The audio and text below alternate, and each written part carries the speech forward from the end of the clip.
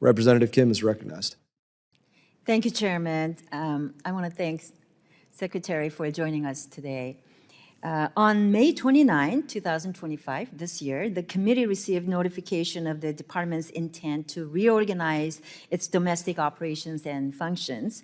As part of this reorganization, the department is eliminating the Bureau of Energy Resources, or ENR. So I want to talk to you a little bit about that. And also in testimony before the Senate Foreign Relations Committee in May, Secretary Rubio stated, "Energy is going to be at the forefront of foreign policy for the next 100 years. And we just don't produce enough global energy to meet the AI demand." I wholeheartedly agree with that. So if energy policy will be at the forefront of our foreign policy for the next 100 years, as Secretary Rubio projects, and we know energy diplomacy is essential to meet our future AI demands, can you talk to us why there is a need to eliminate the Bureau of Energy Resources? Sir, thank you for that.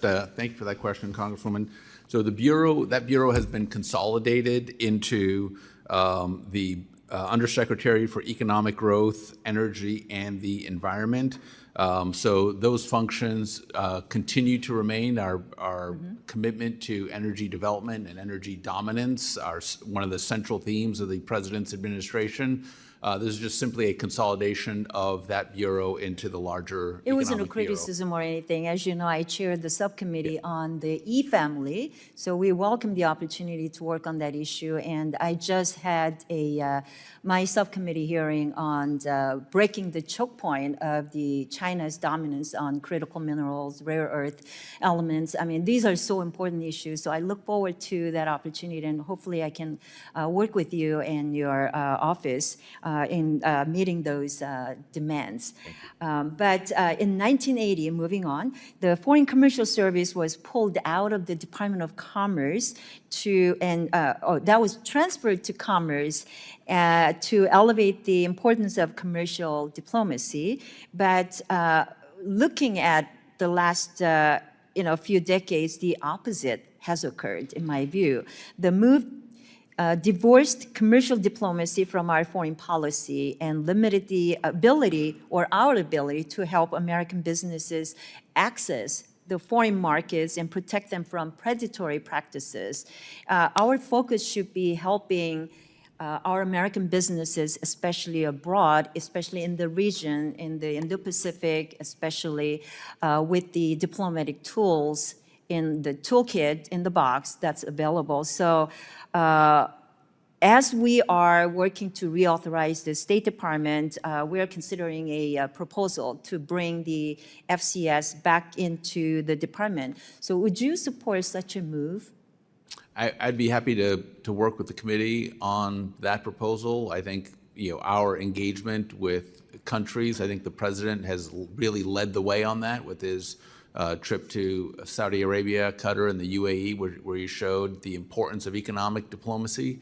Obviously, there are other equities, other departments that may have a say in that, but I'd be happy to weigh in about the importance of that work. I hope you can weigh in strongly, and as you do and consider our proposal, you will allow my team to work with yours and then make that transfer back to state. I hope it does as seamless as possible. So I hope you can commit to working with my team on that. Yes. Okay.